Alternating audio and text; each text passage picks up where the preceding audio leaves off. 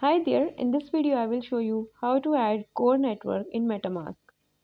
So for this, install the app of Metamask and open it.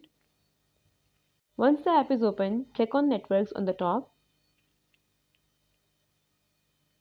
And as you click, now click on Add Networks. There we have Custom Networks option. Now here we need to add network name, which is Core Blockchain Mainnet. Then you need to add RPC URL. You will get the link in the description or you can type it manually. rpc.coredao.org.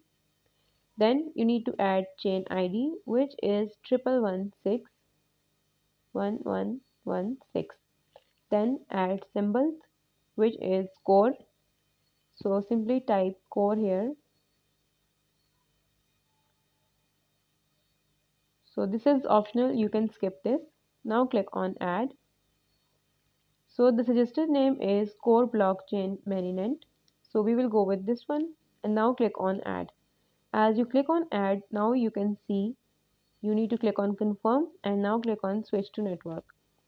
So now core blockchain mainnet is added. In this way you can add core network in Metamask. If you found this video helpful, make sure to like the video and subscribe our channel.